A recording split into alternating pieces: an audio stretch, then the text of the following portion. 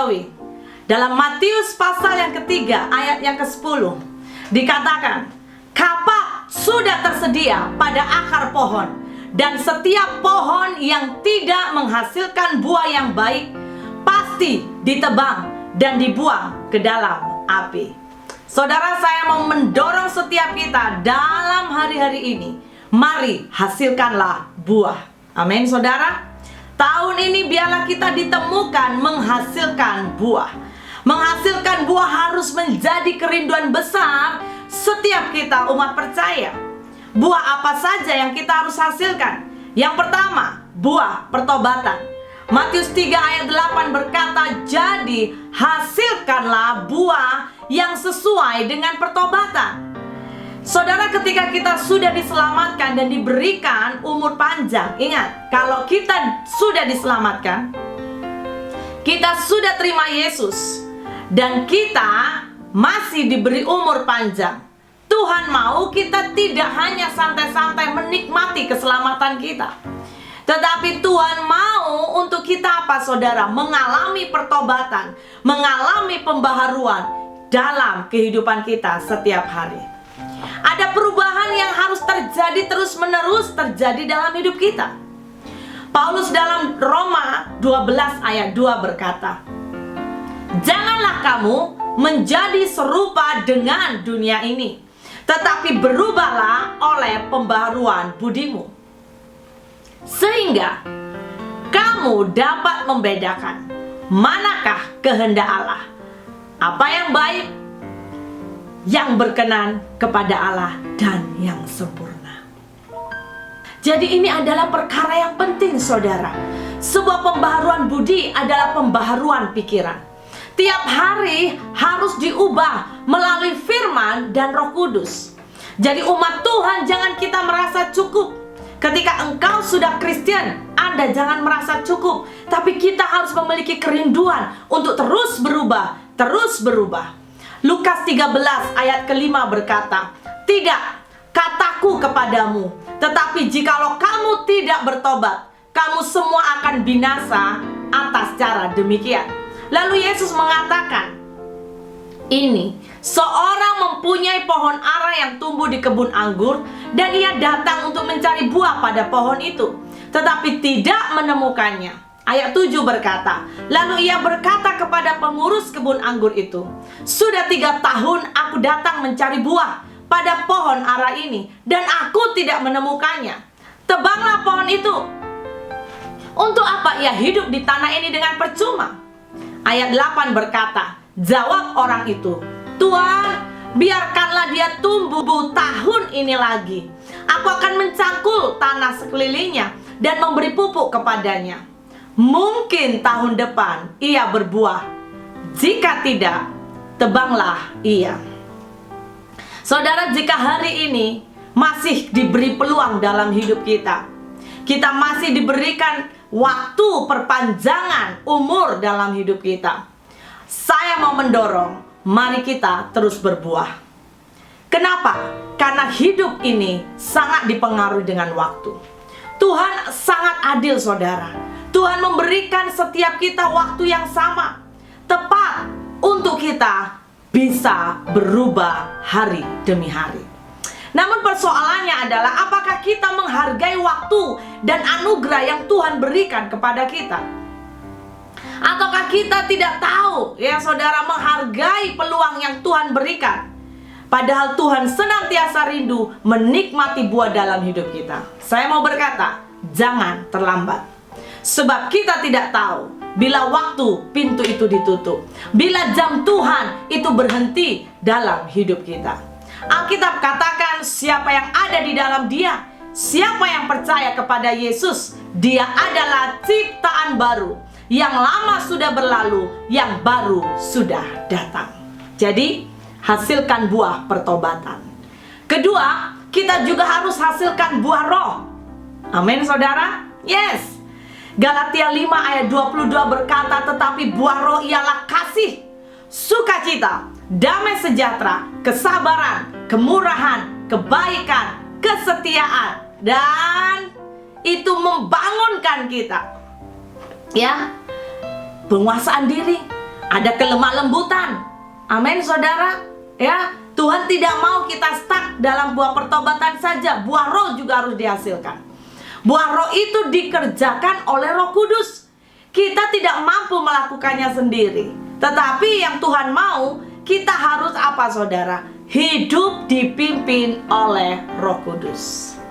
Galatia 5 ayat 16 berkata, maksudku ialah hiduplah oleh roh, maka kamu tidak akan menuruti keinginan daging. Sebab keinginan daging berlawanan dengan keinginan roh, dan keinginan roh berlawanan dengan keinginan daging. Karena keduanya bertentangan, dikatakan sehingga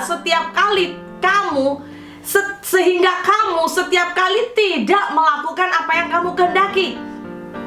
Tapi Paulus berkata apa? Akan tetapi. Ini, ingat. Mungkin engkau berkata, susah pastor. Susah untuk mengekspresikan atau mengeluarkan, menghasilkan buah roh. Tapi di dalam Tuhan tidak ada yang mustahil. Kuncinya apa? Ayat 18 berkata, akan tetapi jikalau kamu memberi dirimu dipimpin oleh roh, maka kamu tidak hidup di bawah hukum Taurat. Paulus mengingatkan kamu harus memberi dirimu. Berarti ada sebuah sikap proaktif dari kita untuk kita rela hidup dipimpin oleh Roh Kudus.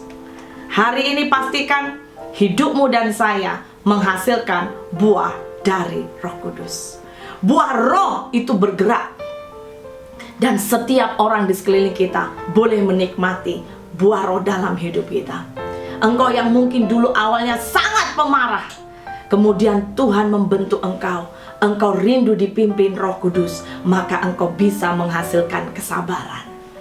Engkau yang dulunya tidak bisa menguasai diri, tidak bisa mengendalikan diri, namun karena Roh Kudus bekerja dalammu dan engkau mau dipimpin Roh Kudus, maka engkau memiliki penguasaan diri. Saudara, tidak ada yang mustahil. Yang ketiga, buah pelayanan. Mari hasilkan buah pelayanan. Buah pelayanan saya membagi dalam 2 bagian. Yang pertama dari diri kita. Mari aktifkan karunia-karunia di dalam hidup kita.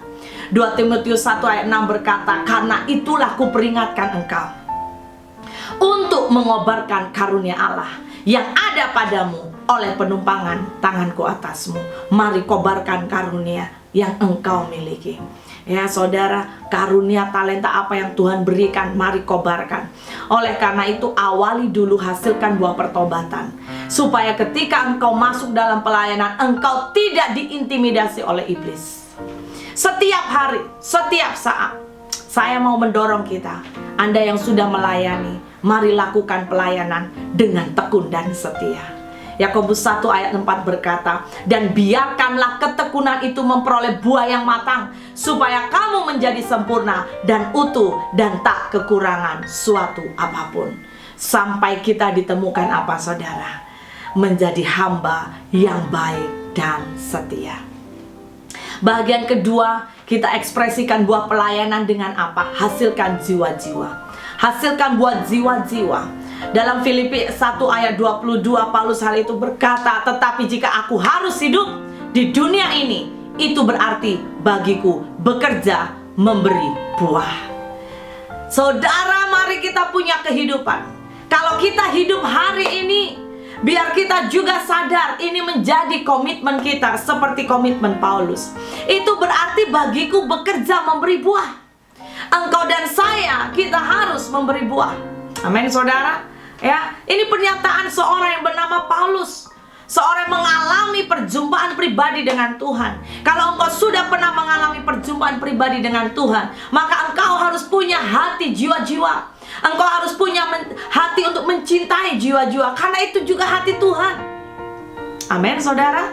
Filemon pasal yang pertama ayat 10 berkata, mengajukan permintaan kepadaku mengenai anakku yang kudapat selagi aku dalam penjara, yakni Onesimus. Ayat 11 berkata, dahulu memang dia tidak berguna bagimu, tetapi sekarang sangat berguna baik bagimu maupun bagiku. Dia aku suruh kembali kepadamu, dia yaitu buah hatiku. Wow. Saudara, biarlah kita boleh melihat ada hati jiwa-jiwa dalam hidup orang. Ada sebuah potensi, ada sebuah rencana agung Tuhan kepada orang-orang yang kita jumpai. Seperti Paulus, ya, mari miliki kaca pandang Tuhan. Mungkin hari ini engkau melihat orang yang di sekelilingmu atau sahabatmu atau keluargamu adalah orang yang tidak berguna. Tetapi percayalah bahwa ketika Tuhan punya rencana dalam hidup mereka, dan engkau juga rela membuka hati untuk memuridkan, untuk mendidik, untuk mengekspos mereka, khususnya dalam pelayanan, mengaktifkan karunia mereka, mendorong mereka, membangun mereka, percayalah, satu hari hidupnya akan sangat berguna bagi kerajaan sorga. Amin, saudara. Kemanapun Paulus pergi, hidupnya memiliki kerinduan terus menghasilkan buah jiwa-jiwa untuk Tuhan, membawa jiwa-jiwa bagi Yesus. Dan saya berdoa itu juga menjadi kerinduan kita. Sekarang, bagaimana kita harus berbuah lebat? Bagaimana kita bisa berbuah lebat? Lukas 8 ayat 15 kuncinya berkata, yang jatuh di tanah yang baik itu ialah orang, perhatikan, yang setelah mendengar firman itu menyimpannya dalam hati yang baik dan mengeluarkan buah dalam ketekunan. Saudara, engkau mau menghasilkan buah? Saya mendorong, kuncinya sangat sederhana. Hidupi firman dalam hidupmu. Hidupi firman. Setiap hari firman itu harus disimpan dalam hati, tapi bukan hanya disimpan. Engkau harus hidupi, engkau harus renungkan, engkau harus lakukan, saudara. Amin. Yakobus 1 ayat 22 berkata, tetapi hendaklah kamu menjadi pelaku firman, dan bukan hanya mendengar saja. Sebab jika tidak demikian, kamu menipu diri sendiri. Wah, ini sebuah warning. Umat Tuhan, kita harus jadi pelaku firman. Engkau mau menangkan keluargamu, jadilah pelaku firman. Engkau mau menangkan orang yang terdekatmu, jadilah pelaku firman. Karena ketika firman itu bergerak di dalam kita, kenapa? Karena Alkitab berkata jelas, firman adalah Allah. Allah itu adalah firman. Allah bekerja di dalammu, Allah bekerja di dalam kehidupanmu sehari-hari, mengubah tingkah laku, perkataan dan habitsmu yang mungkin dulu orang lihat tidak jadi berkat, sekarang hidupmu berubah. Orang itu akan semakin rindu sama dengan engkau. Mereka akan semakin merindukan, aku juga mau. Kalau engkau bisa berubah, aku juga mau berubah. Amin, saudara. Mazmur 1 jelas dikatakan ayat 2, tetapi yang kesukaannya ialah Taurat Tuhan. Ingat, kesukaannya itu Taurat Tuhan. Kesukaannya bukan hanya main games, kesukaannya bukan hanya main TikTok saja, kesukaannya bukan hal-hal yang tidak membangun, tapi kesukaannya ialah Taurat Tuhan. Dan yang merenungkan Taurat itu siang dan malam. Dikatakan ia seperti pohon yang ditanam di tepi aliran air, yang menghasilkan buahnya. Katakan buah, yes, buahnya pada musimnya, dan yang tidak layu daunnya. Apa saja yang diperbuatnya berhasil. Saudara yang terkasih, terus dan tetaplah berbuah, agar setiap kita akan menerima upah kita masing-masing di sorga. Saya tutup dengan ayat ini yang berkata, sebab sedikit, bahkan sangat sedikit waktu lagi, dan ia yang akan datang. Ingat, sebab sedikit, sangat sedikit waktu lagi, dan ia yang akan datang sudah akan ada, tanpa menangguhkan kedatangannya. Saudara, saya yakin engkau dan saya sedang menunggu kedatangan mempelai kita. Hasilkan buah. Jangan sampai hidup kita ditebang. Amin, saudara. Tapi hari-hari ini hasilkan buah. Mari kita berdoa. Tuhan, kami minta ampun di hadapan-Mu jikalau selama ini hidup kami membazirkan waktu. Kami minta ampun di hadapan-Mu jikalau sampai saat ini kami belum menghasilkan buah. Tapi hari ini Tuhan, hamba berkomitmen bersama dengan umat-Mu dalam nama Yesus. Seluruh umat-Mu Tuhan yang mendengar mana sorgawi, setiap mereka akan memiliki sebuah komitmen yang baru. Hari-hari ini kami mau hasilkan buah yang terbaik di hadapan-Mu. Dan kiranya buah itu akan menyenangkan hati-Mu dan berkenan di hadapan-Mu. Dalam nama Yesus kami berdoa. Haleluya. Amin. God bless you.